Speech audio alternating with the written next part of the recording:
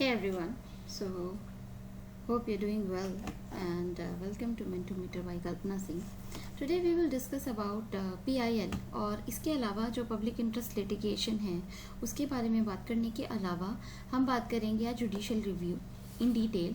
तो मैं एक काम करती हूँ, इसमें PIL को एक सेपरेट लेक्चर में डिस्क्राइब करती हूँ एंड देन PIL आई कहाँ से, किस तरीके से PIL का कॉन्सेप्ट आया और जुडिशियल रिव्यू में अलग से डालूंगी बिकॉज पहले PIL को समझना ज़्यादा इम्पॉर्टेंट है, उसके बाद जुडिशियल रिव्यू को हम समझेंगे बिकॉज दोनों इंटरलिंकिंग हैं टॉपिक्स एक दूसरे से।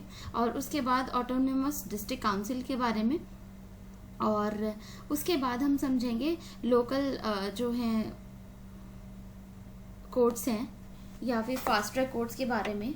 तो ये सारी चीज़ें हम उसके बाद बात करेंगे। तो सबसे पहले हम बात करते हैं PIL, पब्लिक इंटरेस्ट लिटिगेशन। आपने सुना होगा कि PIL जब भी कोई न्यूज़पेपर आप पढ़ते हो तो सुप्रीम कोर्ट ने ये वर्डिक्ट दिया, हाई कोर्ट ने ये वर्डिक्ट दिया किसी भी मैटर को लेके। जैसे अभी आपने जो रिसेंटली जो सुना होगा PIL फाइल की गई थी फार्म बिल पे, ठीक है। तो फार्म बिल जब बहुत सारे जो फार्मर्स थे वो एजिटेशन कर रहे थे, या जो उनका आंदोलन था लगभग 2 साल के लगभग चला है वो, और इतने लोग मर गए उसमें और बहुत सारे लोगों ने अपनी जान दी है उस एजिटेशन में, और कितने ही लोग परेशान हुए, बहुत सारी प्रॉब्लम्स हुई फैमिलीज़ को।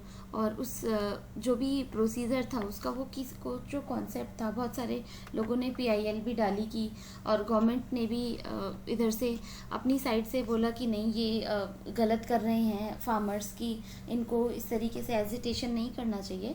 तो एट लास्ट जो वर्डिक्ट आया कि ये उनका जो है अधिकार है, अगर फ्रीडम ऑफ एक्सप्रेशन, अगर आप किसी भी बिल या किसी भी कानून से, किसी लॉ से अगर आप सहमत नहीं हो तो you have right to protest peacefully और आप अपनी बात रख सकते हो सरकार के सामने। तो ये जो सारा जो मैटर था वो आपने अपने सामने आसपास जो भी इंसिडेंट्स होते हैं उससे आप अंदाज़ा लगा सकते हो। अब PIL का जो कॉन्सेप्ट है, सबसे पहले हम बात करते हैं PIL के कॉन्सेप्ट की, principles of locus standi. So इसमें अगर बात करेंगे agitation, I mean aggrieved himself has to come to court and get justice. इसका जो कॉन्सेप्ट है कि खुद से जस्टिस लेना और जो उसको खुद से ही जैसे जुडिशियल रिव्यू में क्या होता है कि जो कोर्ट होता है बहुत सारी पिटीशन फाइल होती हैं, उसके बाद कोर्ट जुडिशियल रिव्यू करता है। इसमें क्या है, aggrieved himself has to come to court and get justice. तो लोग PIL डाल सकते हैं लोकल स्टैंडाई से और जस्टिस ले सकते हैं। हुसैन आरा खातून is the first formal case. इसमें अगर डिटेल में बात करते हैं तो 1971 वर्सेस 1971 में था ये, and that is the state of Bihar के अगेंस्ट। तो बेसिक स्ट्रक्चर में अगर हम बात करते हैं 1973 में given at the concept of judiciary, तो PIL का कॉन्सेप्ट ऐड हुआ था। अब जो स्टार्टिंग है किस तरीके से ये स्टार्ट हुआ, first of all we will talk about in 1970s judiciary become started innovative, क्योंकि उससे पहले जो भी चीज़ें चलती थी एक आप कह सकते हो कि एक प्रॉपर जिसे नहीं कहते हैं कि प्रॉपर किसी ढर्रे से चल रही है, मतलब जिस तरीके से चलना होता था नॉर्मली, हाँ चल रहा है, कोई इनोवेशन नहीं है, कुछ नया नहीं है। बट 1971 के बाद से बोला जाता है, सम स्कूल ऑफ थॉट्स बोलते हैं कि 1970s के बाद से जुडिशरी थोड़ी इनोवेटिव हुई and they tend to think new ideas of innovation. Suddenly judiciary gave the concept of basic structure of constitution in 1973 जब केशवानंद भारती का केस आया। उसके बाद लेट 1970s में बात कर देंगे, there is new concept introduced PIL, public interest litigation, जो कि पब्लिक एट लार्ज के लिए फाइल की जाती है, तो उसको PIL का कॉन्सेप्ट दिया गया है। अब बात करते हैं what happen in Bihar province.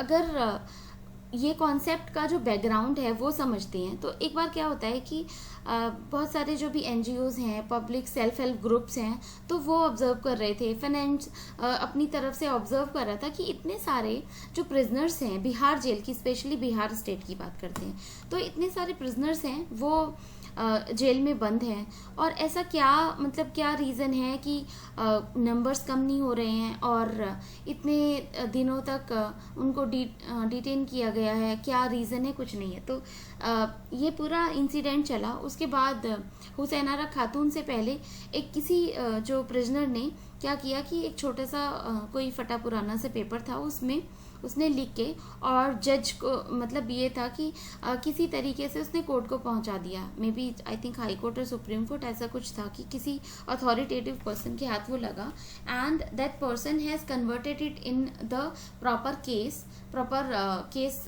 File किया गया उसके अगेंस्ट। तब से जैसे जस्टिन पी.एन. भागवती को फादर ऑफ PIL कहा जाता है, तो ये कॉन्सेप्ट आया जस्टिस P.N. भागवती के थ्रू। तो उसमें ये कॉन्सेप्ट अराइज हुआ कि किस तरीके से ये प्रिजनर जिन्होंने बहुत ही ज़्यादा पिटी क्राइम्स हैं, जैसे पिक पॉकेटिंग है, स्टीलिंग, कुछ चुरा लिया, या फिर फॉरेस्ट में जो तेंदू लीव्स वगैरह चुराई हैं उसने, फॉरेस्ट ड्वेलिंग की है, या picked up travelling without ticket. तो इस तरीके के बहुत ही पिटी क्राइम्स की वजह से उनको जेल में बंद कर दिया। बट बहुत साल गुजर गए हैं, कहीं किसी को 4 साल, किसी को 5, किसी को 6 साल, कोई सुनवाई नहीं है, कुछ भी नहीं चल रहा है। तो end of the day this is like the violation of the fundamental rights, because ऐसे तो आप किसी को बंद नहीं कर सकते हो ना, कि अगर उसके ऊपर प्रूफ भी नहीं हुआ है केस, या उसकी कोई सुनवाई नहीं हुई है, और इतने सालों से बिना सज़ा सुनाए बंदे जेल में बंद हैं, और उसमें भी तब भी कोई छूटने का चांसेस भी नहीं पता है। तो उसकी वजह से ये कॉन्सेप्ट आया था। After that before magistrate with in how much time, जैसे कि 24 आवर्स का टाइम होता है अभी के टाइम के लिए, कि 24 घंटे के अंदर प्रस्तुत करना होता है मजिस्ट्रेट के सामने। So these people were in jail for petty crimes, they were not produced before magistrate, या मजिस्ट्रेट के सामने उनको नहीं लेके आया गया। सो मैनी ईयर्स, जैसे 15-20 साल से लोग बंद हैं। Even in punishment of the murder must have been shorter than their own stay in the jail। so जैसे किसी को मर्डर भी किया तो 15-20 साल से भी कम के टाइम में ही उनको सज़ा सुना के वो वहाँ से रिहा हो जाते हैं। बट इस केस में क्या था कि चीज़ें बिल्कुल डिफरेंट चल रही थी। अब बात आती है कि now the case have been highlighted in newspapers, and an advocate to cognizance of this news which came in paper that there are prisoners in jail for so many years, so many people are lying in jail for no reason. So this advocate filed as case in Supreme Court on behalf of these prisoners। so public at large के लिए, खुद के लिए PIL file नहीं की जाती, but बहुत सारे लोगों को बेनिफिट होने के लिए फाइल की जाती है। But principles of locus स्टैंडाई says that these prisoners should put their own case, but then here the prisoners did not ask the advocate that file a case against us, क्योंकि वहाँ के prisoners को तो पता ही नहीं था कि एक कोई केस फाइल किया जाना चाहिए, या हमारे अगेंस्ट केस लड़ो, मतलब हमारे लिए केस लड़ो सरकार से हमें छुड़ाने के लिए। सो यहाँ पे एडवोकेट ने खुद से ही इसको एक केस बनाया, and then who filed the case in supreme court for the justice for at so large, but Supreme Court has accepted this application considering that this is for a good cause, and it was the first PIL जो कि file किया गया था। अब दूसरा case आता है इसी मतलब इसी टाइप का रिलेटेड जो PIL से, Sunil Batra versus Delhi administrative case. PIL is a legal proceeding which is filed by a person who himself is not a victim in the case, and he is filing the case for some other party। Suppose करो कि मुझे कोई problem हो रही है, but मैं जाके सीधे सुप्रीम कोर्ट में जाके PIL फाइल नहीं कर सकती, because it is for the public at large. बहुत सारे लोगों को बेनिफिट के लिए PIL फाइल की जाती है सुप्रीम कोर्ट में. A litigation which is filed to bring the benefit to large group और public not to own self. Judiciary entertained this considering that this is demand of justice. Even the procedure did not talk about PIL. Judiciary accept as a legal procedure and now it has become quite common because बहुत सारे लोगों को अगर problem होती है, चाहे environment से related हो, चाहे सेल्फ हेल्प ग्रुप्स हों, वो किसी केस को हाईलाइट करके लाते हैं. जैसे बहुत सारे प्रिजनर्स, एक दिल्ली का ही केस था कि बहुत सारे प्रिजनर जेल में बंद थे और जो जेलर था वो अपने ये था कि हु वाज करप्ट और उनको अगर उसको पैसे नहीं मिलते थे तो वो प्रिजनर्स को मारता था. तो यही था, बहुत सारे, और प्रेशराइज भी करता था कि जो भी तुमसे मिलने आएगा तो पैसे दियो एंड ऑल. ये करप्शन में इन्वॉल्व था ये इन अ पार्ट. तो ये जो है एक पार्ट था कि PIL इस तरीके के केसेस में आती है. तीसरा केस आता है in a part of Kerala village the case और children are coming up with genetic effect because of the activity of MNC. जैसे वहाँ के एरिया का जो भी पोल्यूशन लेवल बहुत बढ़ गया था MNC के एग्जिस्टेंस से. And this effluent which are raising by that particular MNC, the effluent is coming out as a waste. They are going to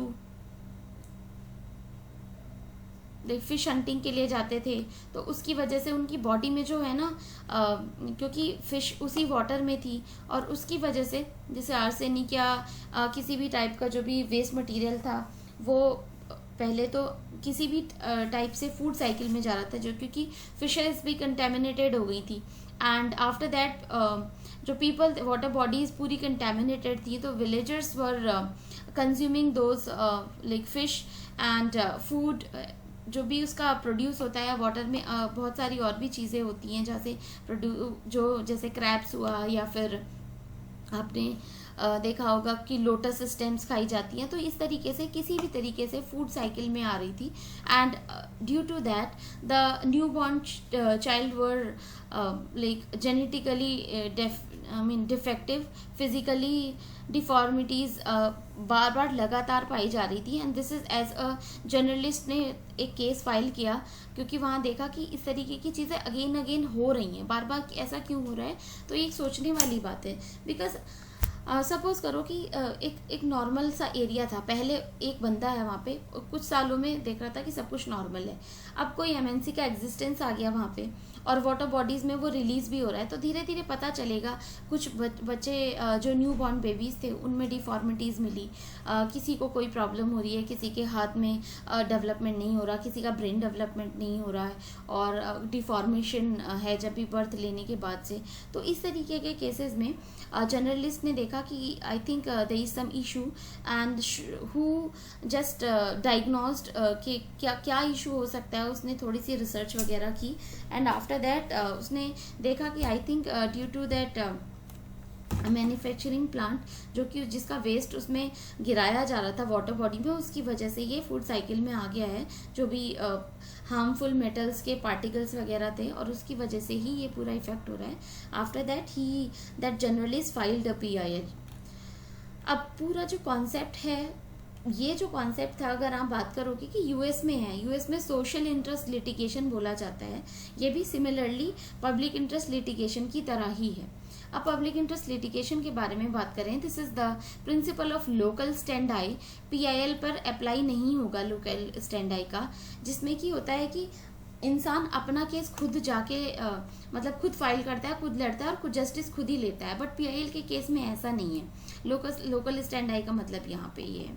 Hussain Ara Khatoon case 1979 versus state of Bihar में, it was the first informal PLI and basic structure of constitution were added. तो उसमें भी PIL की जो ये पूरा concept है, basic structure of constitution add किया गया था 1973 में. और PIL का जो कॉन्सेप्ट आप कह सकते हो कि इंट्रोडक्शन जो था 1979 में आया था. अब बात करते हैं 1970s. Judiciary started become innovative. They tend to think new ideas or innovations suddenly. Judiciary gave the concept of basic structure of constitution in 1973. Late 1970s, there is a new concept introduced, PIL, public interest litigation. What happened in Bihar province? Number of prisoners were lying in the prison of Bihar from so many years who were not even under trials. They are detained. क्योंकि उनका trial भी नहीं हुआ तब भी detain करके उनको jail में डाला गया था. Someone were picked up pocketing, जैसे ना बहुत पिटी क्राइम्स थे. I already explain it. So उनको जनरली जो लॉ है उसके अकॉर्डिंग तो 24 घंटे में मजिस्ट्रेट के सामने उनको लेके आना चाहिए, बट ऐसा नहीं हुआ और बहुत टाइम तक वो जेल में थे. कोई सुनवाई नहीं हो रही थी बिकॉज ना तो उनके पास बहुत ज़्यादा पैसा था फैमिली के पास, बिकॉज इतने पिटी क्राइम्स कर रहे हैं. तो आप समझ सकते हो कि उनका फैमिली बैकग्राउंड किस तरीके का होगा, फाइनेंशियल बैकग्राउंड किस टाइप का होगा. So PIL has inspired by an instrument in America, या social action litigation in America. Public interest litigation be defined as litigation that seeks or toys to protect and promote the interest of public at large. बहुत बड़े groups को benefit देने के लिए PIL का use किया जाता है. It is based on the maxim legal saying pro bono publica. It means for the benefit of public, के समाज की भलाई के लिए जो किया जाता है उसे PIL कहा जाता है, which means for the public good और for the benefit of at large. Farm bill है, ट्रिपल तलाक है, तो ये इसमें फार्म बिल में बहुत पूरे देश के किसानों को फ़ायदा हो रहा है. ट्रिपल तलाक में जो कम्युनिटी है, मुस्लिम कम्युनिटी में ट्रिपल तलाक को फॉलो किया जाता था और ये प्रोफेस किया जाता था, उस पर बैन लगाने के लिए. तो ये पब्लिक एट लार्ज को ध्यान में रख के ही ये PIL फाइल हुई थी. It is used to enforce legal obligation of an executive and the legislature and maintaining rule of law. क्योंकि रूल ऑफ लॉ में क्या होता है कि जिस तरीके का कानून बनाया गया है. The object of purpose of PIL is to provide speedy and inexpensive justice and help in promotion of well-being of the people. It is used to protect group interest.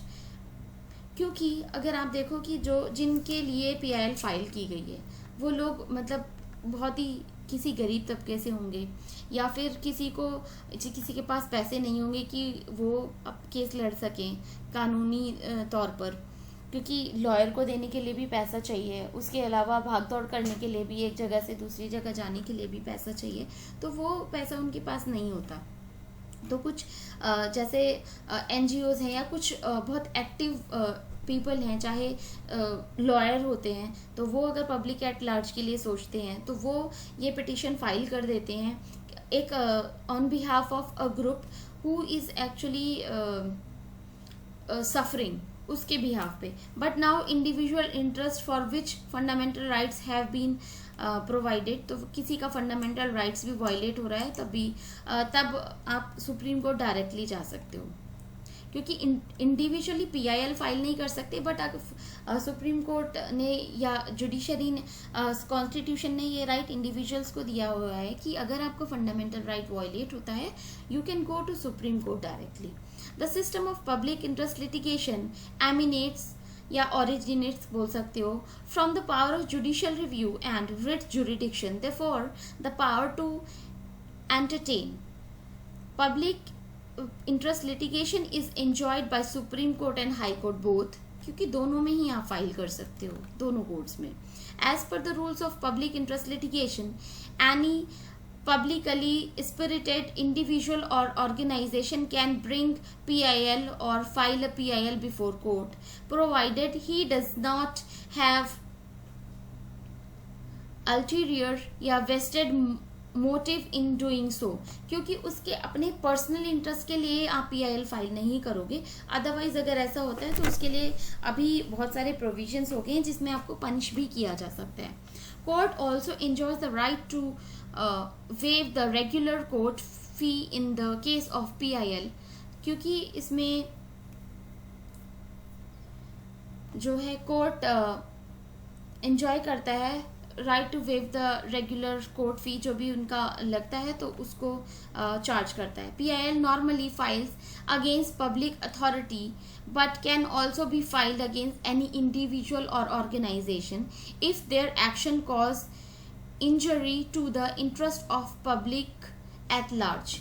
Because ये जो कॉन्सेप्ट है आप government के against ले सकते हो या किसी पब्लिक अथॉरिटी आप कह सकते हो उसके अगेंस्ट, या उसके अलावा आप इंडिविजुअल या किसी ऑर्गेनाइजेशन के अगेंस्ट भी फाइल कर सकते हो जिसमें पब्लिक एट लार्ज या बहुत सारे लोगों का फायदा होगा. और सिमिलरली अगर सिंपल मैं हिंदी में बात करूं तो relief is provided by the court in the form of directions order to the parties concerned, including the payment of compensation to the affected parties, or Supreme Court has enormously expand the scope of PIL. Because या तो जो इसका relief होता है कि suppose करो किसी organisation की वजह से प्रॉब्लम है तो सुप्रीम कोर्ट जो है कॉम्पनसेशन की बात करेगा, या अगर किसी भी पब्लिक बॉडी की वजह से या इंडिविजुअल की वजह से ऑर्गेनाइजेशन की वजह से कुछ ज़्यादा ही हेल्थ कॉज या कुछ भी इस टाइप का हो रहा है तो उसको एनॉर्मसली जो है PIL का स्कोप है वो वाइडन कर सकता है और सुप्रीम कोर्ट उस टाइप के जजमेंट दे सकता है कि जिससे वो इमीडिएटली बंद किया जा सके और जो बहुत सारे लोगों को उससे फ़ायदा मिल सके. PIL discuss under which article of the constitution. अगर हम ओरिजिनल कॉन्स्टिट्यूशन की बात करें तो वहाँ पे इसका PIL का कॉन्सेप्ट ही नहीं है. मैंने आपको बताया कि 1979 में PIL का कॉन्सेप्ट आया था और हुसैन आरा खातून वाले जो केस में, और उसके बाद से ही ये कॉन्सेप्ट आया. तो इसीलिए अगर आपसे पूछा जाए या कोई भी सेंटेंस आता है क्वेश्चन की फॉर्म में तो ये ओरिजिनल फॉर्म जो ओरिजिनल कॉन्स्टिट्यूशन था उसमें PIL का कॉन्सेप्ट नहीं था. अब बात करोगे important purpose are serve for 4 ways. सबसे पहले सोशल जस्टिस मिलना चाहिए. सोशल जस्टिस मिलना चाहिए. Justice to those who are not themselves able to get justice. पैसे का प्रॉब्लम हो, जैसे पुअर पीपल हैं, लिटरेट पीपल हैं, पढ़े लिखे नहीं हैं, उनके लिए है. या फिर poor people, homeless people did not get the shelters in the winter season in Delhi, उसके लिए जैसे PIL फाइल किया गया था. तो बहुत सारे लोग NGOs ने देखा कि इन लोगों के पास घर नहीं है और सर्दी में वो लोग बहुत सारे लोगों की डेथ हो जाती है सर्दी की वजह से, तो उसके अगेंस्ट भी एक PIL फाइल हुई थी. उसके बाद से दिल्ली गवर्नमेंट ने जो है शेल्टर्स, होम शेल्टर्स आपने देखो रैन बसेरा देखे होंगे बहुत सारे स्टेशंस वगैरह के आसपास, और जैसे ITO के आसपास भी आपने देखे हैं, निज़ामुद्दीन रेलवे स्टेशन की तरफ आपने देखे होंगे रैन बसेरा. तो वो जो है बाय लॉ आता है. अगर हम बात करें single father is not asked the mother name as, जैसे एक नॉर्मल सी बात है कि सोशल जस्टिस में जैसे आपने देखा होगा कि जब कोई सिंगल फादर स्कूल में जाता है तो उस टाइम पे उसकी मदर का नाम तो नहीं पूछा जाता, मतलब मैंडेटरीली नहीं पूछा जाता. वैसे तो पूछा जाता है बट मैंडेटरीली नहीं पूछा जाता. लेकिन अगर मदर एडमिशन के लिए जाती है तो it is mandatory to give the name of father. तो इस टाइप के जो भी कॉन्ट्राडिक्शंस थे, अलग अलग जो है चीज़ें होती हैं. This is like the matter of social justice, because equality तो होनी चाहिए चाहे मेल हो या फीमेल हो. Apart from this, there is the explanation that it has helped in creating awareness among the masses about their own rights, and the rule of judiciary is safeguard their rights. क्योंकि अगर PIL file हो रही है, लोग awareness फैलाते हैं कि किस तरीके से अगर आपके कोई भी राइट्स वायलेट हो रहे हैं तो उसमें जाके आप अपनी जो भी प्रॉब्लम्स हैं एक ग्रुप बना के आप उसको फाइल कर सकते हो, या फिर आपके बिहाफ पे किसी और से आप मतलब ये रिक्वेस्ट कर सकते हो अगर कोई फाइनेंशियल आपको सपोर्ट दे रहा हो, या जैसे लॉयर्स हैं, सेल्फ हेल्प ग्रुप्स हैं, NGOs हैं, बहुत सारे अदर ऑर्गेनाइजेशंस हैं जो कि इस टाइप से एक सोशल जस्टिस प्रोवाइड कराने का काम करते हैं. It has help in explained the scope of fundamental rights. Public interest litigation has forced the executive and legislature to perform their duties towards people in maintaining the rule of law. Rule of law को maintain करने के लिए ये concept आप कह सकते हो. जैसे फूड ग्रेन है, FCI में बहुत ज़्यादा अनाज सड़ता रहता है, ठीक है। उस केस में बहुत सारे जो है, आप मीडिया से भी कह सकते हो, बहुत सारे लोगों ने ये क्वेश्चन अराइज किया था कि गोडाउन में इतना अनाज सड़ जाता है और बहुत सारे लोग भूखे मर रहे हैं। उस केस में एक PIL फाइल हुई। Not doing that the PIL court has forced in response of PIL and suo motu भी कर सकता है कुछ केस के लिए, कि जैसे इस केस में क्या हुआ था कि अनाज सड़ रहा है और देश में लोग भूखे मर रहे हैं। उस टाइम पे जुडिशरी ने बोला FCI को कि why are you not distributing this food to the poor who don't have money, because at least कहीं तो यूज होगा ना उस अनाज का। उसी तरीके से judiciary through PIL is able to provide a much livable environment to the people, क्योंकि जैसे अब ग्रेन वगैरह प्रोवाइड हो गया तो ये है कि वो सड़ेगा भी नहीं और एक काम भी आ जाएगा। तो ये जो है यहाँ पे जुडिशरी भी एक एक्टिव पार्टिसिपेंट की तरह एक्ट करती है और लोगों को में भी अवेयरनेस आती है कि अगर हमारे फंडामेंटल राइट्स वायलेट हो रहा है, पब्लिक एट लार्ज के लिए right to life, right to equality, untouchability, इस टाइप की जो भी चीज़ें हैं, अगर एनवायरनमेंट से रिलेटेड इश्यूज हैं तो पब्लिक एट लार्ज के लिए PIL फाइल होती है और उसके बेसिस पे सुप्रीम कोर्ट अपना वर्डिक्ट देता है। अब इसके ऐसा तो है नहीं कि हर कोई जो भी लॉ आता है या किसी भी तरीके का जो प्रोसीजर होता है उसके सारे प्रॉज या बेनिफिट्स होते हैं, इसके कुछ क्रिटिसिज्म भी हैं। तो क्रिटिसिज्म के बारे में अगर बात करें, criticism of a PIL, Shreya single case 66 बहुत ज़्यादा न्यूज़ में था, जिसमें काफ़ी मतलब अच्छी फैमिली से थी ये बंदी, and she has filed a petition against IT act section 66 information technology act. She won the case and became popular through many people says that because उसके मम्मी पापा भी जुडिशरी में ही थे, या फिर कह सकते हो लॉयर वगैरह फैमिली से थी वो, तो उसकी वजह से she did not do anything, उसका रिसर्च वर्क वगैरह उसने कुछ नहीं किया था, बट उसके पेरेंट्स ने उसको हेल्प किया and then she won the case. उसकी वजह से काफ़ी ज़्यादा पब्लिसिटी मिली। तो बहुत जगह पे ऐसा भी होता है कि PIL ऐसे फाइल की जाती है या लोग इस तरीके से फाइल कर देते हैं कि किसी MNC को टारगेट करके या पैसा किसी से लिया, एक MNC से पैसा लिया हो और दूसरी MNC के ऊपर PIL वगैरह मतलब कंसीडर करके कि पब्लिक एट लार्ज को प्रॉब्लम हो रही है और उसकी वजह से PIL फाइल कर देते हैं लोग। तो इस तरीके की प्रॉब्लम हो जाती है। Over burden on judiciary, because बहुत सारी PIL वगैरह फाइल होती रहती है तो ऑफकोर्स जुडिशरी के पास तो ओवर बर्डन आएगा ही। जैसे बिल्डर्स हैं, builders do that practice to defame the other builder, कि एक बिल्डर ने किया, आपने रिसेंटली देखा होगा कि ट्विन टावर डिमोलिश हुआ है।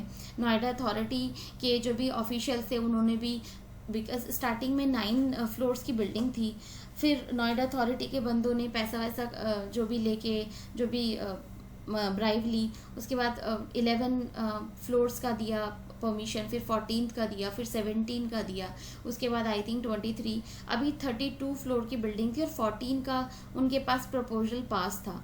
बट 11 साल से लोग केस लड़ रहे थे पब्लिक, उसकी जो भी वर्डिक्ट आया and then today it has been demolished. तो ये जो है जुडिशरी के ऊपर हमें फेथ रखना चाहिए। This is the example which shows that कितना भी कोई पावरफुल बंदा है, अगर आप सही हो और अगर आप सही तरीके से अपनी बात को रख रहे हो गवर्नमेंट के सामने, जुडिशरी के सामने, तो फिर आपकी बात सुनी जाएगी। थोड़ा टाइम लगेगा, लेकिन ऐसा नहीं है कि जुडिशरी बिल्कुल आँख बंद करके बैठी रहती है। So it has over burden judiciary. जैसे बिल्डर का मैंने बताया, उसके लिए MNCs are also doing the same thing कि एक MNC दूसरी MNC को डिफेम करने के लिए किसी को हायर कर लेती है, किसी को पैसा दे देती है। जैसे केरला केस में क्या हुआ था, आप नेम मत लिखिएगा किसी कंपनी का अगर जब भी एग्जाम में या आंसर राइटिंग करते हो, but it is like company A company B कर सकते हो आप। सो मैं जस्ट एक एग्जाम्पल दे रही हूँ कि ऐसा हुआ था। को company was polluting the water body and ground level water, river water वगैरह होता है। PIL has been filed against that organisation, और ये किसी एक MNC की ने बाद में पता चला कि किसी बंदे ने किसी को ब्राइब देके या फिर पैसा देके और ये जो है PIL फाइल करवाई थी। Supreme court responded to the criticism of formulating some rules. New court can impose exemplary compensation in case of misuse of the PIL, क्योंकि फाइन भी लग सकता है। दूसरी, the supreme court shifted the burden of the poor to the proof to the party that litigates before the court. It is mandatory for the party to prima facie established. It means a case before the court can take up the petition. Court even started to appoint screening committees. आज के time पे screening committees बिठाने लगी हैं कि हमें PIL लेनी भी चाहिए या नहीं लेनी चाहिए. ऐसा तो नहीं है कि कुछ प्रॉब्लम हो रही है और कंटिन्यूसली ये जो है लोग इसका फ़ायदा उठा रहे हैं. So that committee is composed of publicly spirited lawyers, social activists, eminent citizen to study and scrutinize the public interest litigation before taking up the PIL. This saves the time of the court. Court has started appointing amicus curiae, that is friend of court या lawyer हैं जैसे कोई investigate करते हैं कि ये PIL सही भी है कि नहीं है. ऐसा तो नहीं है कोई अपने इंटरेस्ट की वजह से या फिर किसी और इंटरेस्ट की वजह से PIL फाइल कर रहे हो, फेम लेने के लिए फाइल कर रहे हो कि खुद से फेमस हो जाएं. So the charges in the PIL and submit back a report to the court and court on the basis of which court can proceed on the PIL. तो ये पूरा कॉन्सेप्ट है.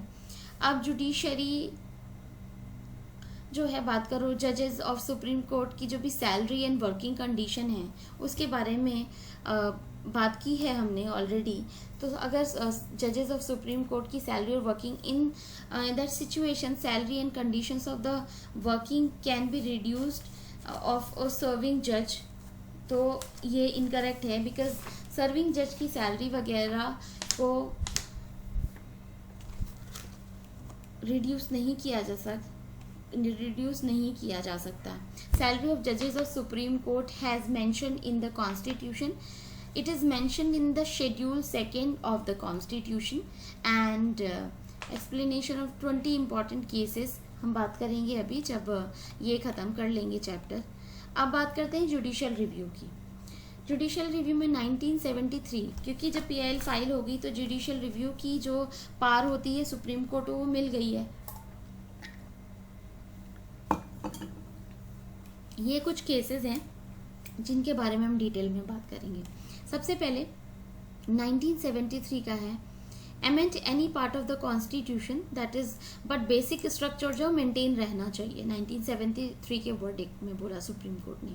Under article 21 due process of law will be followed. Interpretation of the supreme court की process of due process of law है article 21 में कि ये supreme court का इंटरप्रिटेशन है. Principles of natural justice is inherited in the constitution या interpreted है constitution में. डायरेक्टेड जैसे सुप्रीम कोर्ट ने बोला था कि supreme court directed food corporation of India to release excess food grain to be distributed among poor for free, क्योंकि उनको फ्री में खाना दें, क्योंकि सड़ने से तो अच्छा है कि आप किसी को ऐसे डिस्ट्रीब्यूट कर दो. सो सुप्रीम कोर्ट ने डायरेक्ट किया था फूड कॉरपोरेशन ऑफ इंडिया को. सो ये आप कह सकते हो जुडिशियल एक्टिविज्म का एग्जाम्पल है एंड जुडिशियल रिव्यू भी उसका एक पार्ट है.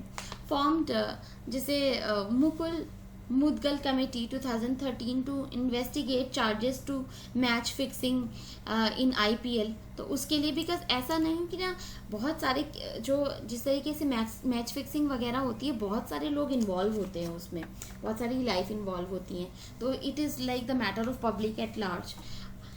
Apart from this, ban on sale of liquor near highways, Article 142 बात करता है court can give any order so the complete justice is established. तो उसमें डिपेंड करता है कि किस तरीके से ऑर्डर दे रहा है कोर्ट और क्या बेसिस है उसका. राइट टू जैसे ban on sale of fire crackers before Diwali, because आपने देखा होगा कि दिवाली से पहले स्मोक हो जाता है, उसकी वजह से जो छोटे बच्चों को सांस लेना, बड़े इवन सीनियर सिटीजन्स को भी और नॉर्मल पब्लिक को भी सांस लेने में बहुत दिक्कत होती है. विजिबिलिटी एकदम जो स्काई में विजिबिलिटी एकदम ख़त्म हो जाती है. तो उसकी वजह से सुप्रीम कोर्ट ने जो है बैन लगाने के लिए बोला था दिवाली से पहले कि सेल नहीं होगी क्रैकर्स की. Right to life includes right to marry. Right to life includes right to privacy and your own choice कि आप अपनी मर्जी से शादी कर सकते हो. LGBT कम्युनिटी के लिए भी आया था.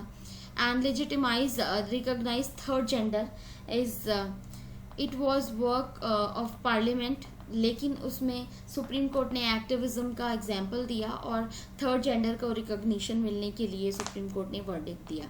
Same sex relationship is legal, LGBT का एग्जाम्पल जो है ये।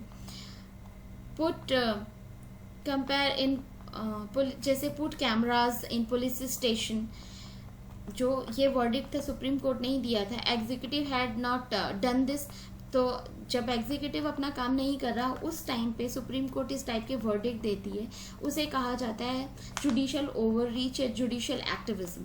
अब एक्टिविज्म में एग्जाम्पल है कि he and she is somebody who is doing his job actively and assertive manner, not in a routine manner, in a creative manner, so that he or she does is benefiting people in an unparalleled manner, or sometimes he may not something। simple example बताती हूँ मैं।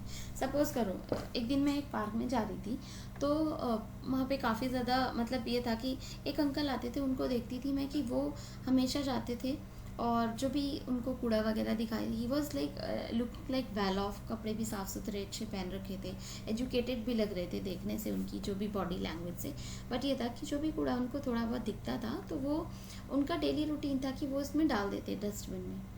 कई दिन हो गए देखते देखते, one day I saw, और मैंने उनसे पूछ ही लिया कि अंकल आप ऐसा क्यों करते हो, कि मतलब ठीक है क्लीनिंग के लिए कोई आते भी हैं लोग, बिकॉज मैं भी वहीं जाती थी तो सिमिलरली मैं भी वही काम कर सकती थी, बट मेरा इंटरेस्ट ये था कि हाँ क्योंकि कोई आता है वैसे पार्क साफ दिखता है, बट हाँ कुछ लोग वो छोड़ के चले जाते हैं पैकेट्स वगैरह, जैसे चिप्स कुरकुरे के पैकेट हुए या किसी वाटर बॉटल एंड ऑल, तो वो उनको देखा मैंने। देन he said कि I am the general secretary, so I thought oh my god, like he's on this like renowned post, और उसके बाद भी वो ये काम कर रहे हैं, तो ये दिखाता है कि ये काम उनका नहीं है, तब भी वो एक्टिवली एंड असर्टिव मैनर में उसको कर रहे हैं, and this is like unparalleled manner आप कह सकते हो, and he may do something which may not his और हर जॉब, वो उनका जॉब नहीं है लेकिन स्टिल वो कर रहे हैं एक्टिविज्म की वजह से। In a park, Secretary General of India collecting the leftover garbage and put it in the dustbin. So ये पूरा इंसिडेंट आप याद रख सकते हो कि ये इस टाइप का एग्जाम्पल है। दूसरी तरफ one lady preventing the park when people were using corners of the park as urinals, जैसे कहीं पे भी कोई भी बंदा जा रहा है निकल रहा है पार्क की कॉर्नर में वॉशरूम कर दिया। So that incident I have read somewhere कि वो जो है आंटी जाती हैं और वो जाके पीछे खड़ी रहती हैं कि व्हाट आर यू डूइंग, तो ये कहा जाता है कि क्योंकि वो सेफ गार्ड की भी आप कह सकते हो कि ह्यूमन राइट्स एक्टिविस्ट थी वो, और उसके बाद ह्यूमन ट्रैफिकिंग प्रिवेंशन के लिए भी काम कर रही थी, तो वो ये रोकने के लिए लोगों में अवेयरनेस की पार्क सबके यूज़ करने के लिए उसको गंदा नहीं करना है, तो उसकी वजह से वो एक्टिवली पार्टिसिपेट हो रही थी as she was the social activist. जैसे सोशल एक्टिविज्म में एग्जाम्पल्स आपने सुना होगा Zail Singh, president of India, Rajendra Prasad, doctor APJ Abdul Kalam and Pranab Mukherjee. So these were the activist president and KR Narayan also. So these are the activist president जिन्होंने सिर्फ ऐसा नहीं है कि स्टैम्प की तरह उन्होंने काम किया हो, but they were very active in the office. तो जो भी होता, जैसे पॉकेट वीटो का यूज़ किया जेल सिंह ने, राजेंद्र प्रसाद ने आई थिंक उड़ीसा में जो है इमरजेंसी लगनी थी, but Rajendra Prasad denied it, and APJ Abdul Kalam ने भी पॉकेट वीटो का यूज़ किया है। तो ये सारी चीज़ें जो हैं एक्टिविज्म का एग्जाम्पल है, जैसे हमने एग्जाम्पल कह सकते हो कि हमने देखा है। पावर ऑफ जुडिशियल रिव्यू की अगर बात करते हैं, judicial review is the so this is a part of a very important book. तो आप देख सकते हो कि मुझे लगा कि ये इम्पॉर्टेंट है, तो I came here with this, so let's discuss that also. So आपको और क्लैरिटी मिल जाएगी, इसमें से जो इम्पॉर्टेंट चीज़ें होंगी वो आप देख सकते हो। Let me show you that. So judicial review, power of judicial review is the power of Supreme Court to examine the constitutionality of the legal eminence and executive orders or both the central and state government, because central state government दोनों में से भी अगर कुछ भी law इस तरीके का अनकॉन्स्टिट्यूशनल होता है तो सुप्रीम कोर्ट जुडिशियल रिव्यू की पावर है। अगर उसके पास पिटिशन जाती है सुओ मोटो का, किसी भी फॉर्म में अगर सुओ मोटो भी करते हैं तो जुडिशियल रिव्यू सुप्रीम कोर्ट कर सकती है. On examination if there are found to be violative of constitution ultra vires, they can be declared as illegal, unconstitutional and invalid, null and void. So the Supreme Court consequently they cannot enforce by the government is a judicial review to need for the following: to uphold the principles of supremacy of the constitution, because अगर इसमें भी कोई भी violation होता है constitution की supremacy में तो उसमें भी सुप्रीम कोर्ट जुडिशियल रिव्यू कर सकती है. टू मेंटेन फेडरल इक्विलिब्रियम या balance between centre and state, उसके लिए भी कि सेंटर और स्टेट में वायलेशन ना हो किसी भी चीज़ को लेके, एंड फेडरल जो स्ट्रक्चर है उसका इक्विलिब्रियम मेंटेन रहना चाहिए, बिकॉज सेंटर की पावर अलग है, स्टेट की पावर अलग है, दोनों ही जो बॉडीज़ हैं, दोनों ही फंक्शनरीज हैं, दोनों अलग अलग काम करती हैं. To protect the fundamental rights of the citizen, उसके लिए भी जुडिशियल रिव्यू किया जा सकता है. Supreme court use the power of judicial review in various cases, जैसे आपने गोलकनाथ केस सुना होगा, very very important case 1967, bank nationalisation case 1970, privy purse abolition case 1971 and the landmark judgment Keshwanand Bharati case 1973, Minerva Mill case 1980. This part is so important. It has been asked multiple times in different state government exams and UPSC also. इनका order भी आपको पता होना चाहिए, इनकी year भी आपको पता होना चाहिए, because year सामने सामने नहीं दिए जाते हैं, but इनका order बहुत बार पूछा गया है, which is really important, तो ये आपको पता होना चाहिए. उसके अलावा जुडिशियल रिव्यू की अगर बात करें, now where been used in the constitution the provision of the several articles जैसे explicitly confer the power of judicial review on the supreme court. क्योंकि अगर कॉन्स्टिट्यूशन की बात करें, constitutional validity of a legislature enacted और an executive order can be challenged in the supreme court. बहुत सारे reasons हैं जिसकी वजह से सुप्रीम कोर्ट में जो है लेजिस्लेशन ने जो भी इनेक्टमेंट किए हैं तो उसमें को लेके कि वो सही है या नहीं है, उसको लेके ये 3 मेन पॉइंट्स हैं जिसकी वजह से आप जुडिशियल रिव्यू के लिए जा सकते हो सुप्रीम कोर्ट में. It infringes the fundamental rights जो कि पार्ट 3 है. उसके अलावा it is outside the competence of the authority which has framed, जो भी कंपिटेंस अथॉरिटी है या जो भी रिलेटेड अथॉरिटी है. It is repugnant to the constitutional provision and जो साफ साफ लिखा है जुडिशियल रिव्यू का जो scope of judicial review in India is narrows than that of exist in USA, because USA का जो जुडिशियल रिव्यू का प्रोसेस और आप कह सकते हो कि उसकी जो रीच है वो वाइड है इंडिया से. American constitution doesn't explicitly mention to concept of judicial review in any of its provision. This is because the American constitution provides for due process of law against and procedure established by law. So दोनों को ही follow करते हैं वो, and इसका मतलब है कि judicial established by law का मतलब है ड्यू प्रोसेस ऑफ लॉ में तो जो पहले से दिया गया है, पर प्रोसीजर एस्टैब्लिश्ड बाय लॉ है कि जो जो प्रोसेस हम फॉलो कर रहे हैं उसके अकॉर्डिंग हम डिसीजन देंगे. तो दोनों ही इम्पॉर्टेंट हैं. इंडिया में भी ये कॉन्सेप्ट आने लगा है due process of law and process established by law. Process established by law तो पहले से जो चला आ रहा है, and due process of law का मतलब है कि अभी जो भी जांच चल रही है उसके हिसाब से जो भी प्रोसीजर है उसको हम देख के वर्डिक्ट देंगे. अब ये आप पढ़ सकते हो, इसी में ही एग्जाम्पल्स हैं तो काफ़ी ज़्यादा डिटेल में एक्सप्लेन मैं कर चुकी हूँ. अगर और अदर पार्ट्स की बात करें सुप्रीम कोर्ट की, so these are the other parts. It decides the disputes regarding the election on the president, vice president. In this regard, it has the original, exclusive and final authority. Apart from this, it inquires into the conduct and behavior of the chairman and member of Union Public Service Commission on a reference made by the president, and if it finds them guilty or misbehavior, it can recommend to the president for their removal.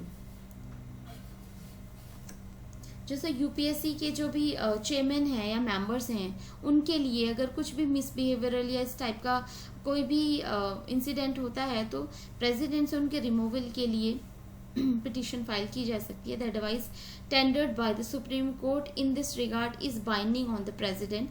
President को ये उनकी बात माननी ही पड़ेगी. It has it has power to review its own judgment. जो कि उन्होंने पहले जजमेंट दिए थे उसको अगर रिव्यू करके उसमें चेंज किया जाए जो कि करंट सिनेरियो के हिसाब से सही है, उस टाइम पे मे बी समटाइम्स गलत हुआ या किस तरीके से मॉडिफाई किया गया हो, then thus it is not bound by its previous decision and can depart from it in the interest of justice or community welfare. In the brief, the Supreme Court is a self-correcting agency. जैसे केशवानंद भारती 1973 के case में हुआ था और departed from its previous judgment in the Golaknath case. क्योंकि गोलकनाथ के case में जो जजमेंट पहले दिया था, केशवानंद भारती के केस में जुडिशरी ने उसको चेंज करके और उसके बाद फिर से जो है रिव्यू दिया था और उसके बाद वर्डिक्ट दिया था actually. It is authority to withdraw the case pending before the High Court and dispose them by itself. It can also transfer a case or appeal pending before any High Court to another High Court. एक high court से दूसरी high court में जो भी transfer है या appeal है उसको ट्रांसफ़र करना या फिर उसमें जो केस पेंडिंग थे तो उसको अपने पास भी ले सकती है सुप्रीम कोर्ट. ये सुप्रीम कोर्ट के पार है. It has law is binding on all courts in India. It decree or order is enforceable throughout the country because जो भी दिया गया चाहे सिविल हो या जुडिशियल हो उसमें पूरी जो है इंडिया में मानना ही पड़ेगा जो भी है एड्स या फिर जो भी वर्डिक्ट दिया है. It is the ultimate interpreter of the constitution. तो जो भी सुप्रीम कोर्ट बताता है दैट इज़ फाइनल प्रोविजन जो होगा या final version two the spirit and content of the provision of the constitution and verbiage used in the constitution. क्योंकि जो सुप्रीम कोर्ट को बोला गया है गार्जियन ऑफ द कॉन्स्टिट्यूशन, कुछ भी चेंजेस हैं तो बोला जाता है कि बेसिक स्ट्रक्चर को हमेशा ध्यान में रखे ही पार्लियामेंट अगर कोई भी चेंज करती है एनेक्ट करती है तो बेसिक स्ट्रक्चर की साथ कोई छेड़छाड़ नहीं होनी चाहिए. These are some important articles जो कि पूरे ही हैं 124 से और 147 तक जो है. तो 124 बोलता है established and constitution of supreme court. Salary etcetera दी हुई है जजेस की, वो दी हुई है आर्टिकल 125 में. आर्टिकल 126 बात करते हैं appointment of acting chief justice and appointment. 127 बात करता है अपॉइंटमेंट ऑफ एड हॉक जजेस. आर्टिकल 128 बात करता है अटेंडेंस ऑफ रिटायर्ड जजेस at sitting of the supreme court. Article 129 talks about Supreme Court to be a court of record. I already explained in very detail. Article 130 talks about seat of Supreme Court जो कि दिल्ली में है. Article 131 original jurisdiction of the Supreme Court. Article 31A exclusive jurisdiction of the Supreme Court in regard to question as to constitutional validity of central laws repealed.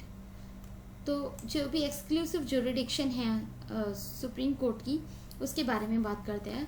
Article 132 talks about appellate jurisdiction के बारे में for supreme court in appeals from high court in certain cases. जैसे high court से जो appeal आई है supreme court में.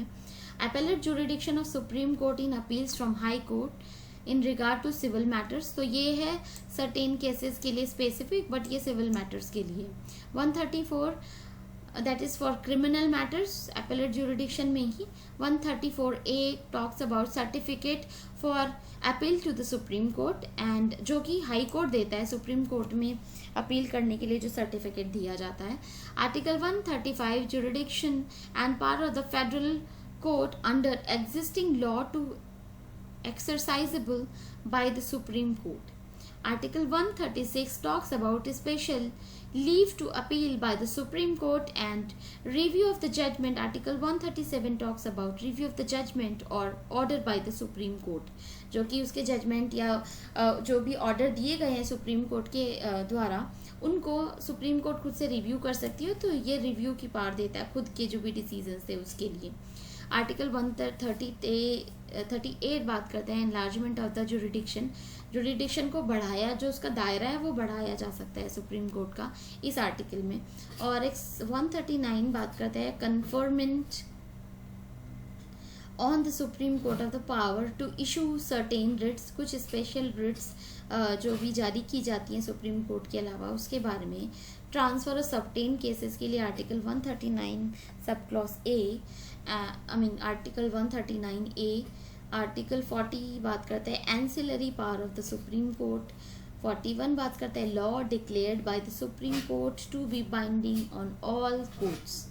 Article 42 enforcement of decree and order of the Supreme Court and order as to discovery etc. Power of President to consult Supreme Court 133 काफ़ी important article है ये। 144 बात कर रहा है civil and judicial authorities to act in aid of the Supreme Court and 144A special provision as to disposal of the questions retaining to constitutional validity of law repealed and rule of court etc. officers and servants and the expenses of the Supreme Court।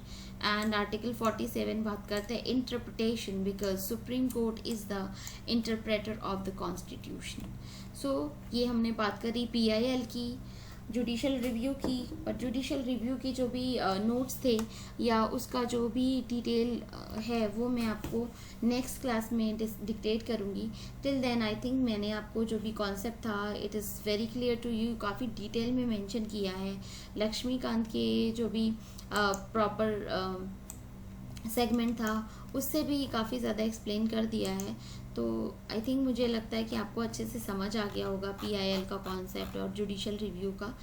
Next class में हम इसको finish कर देंगे कि almost सारी चीज़ें finish हो जाएंगी इसमें, जो भी जो लोअर कोर्ट्स थे, डिस्ट्रिक्ट कोर्ट्स है, सबऑर्डिनेट कोर्ट्स है, एड हॉक जजेस वगैरह के बारे में। Okay, so please take care guys, bye bye, thank you so much and please share and subscribe the channel also.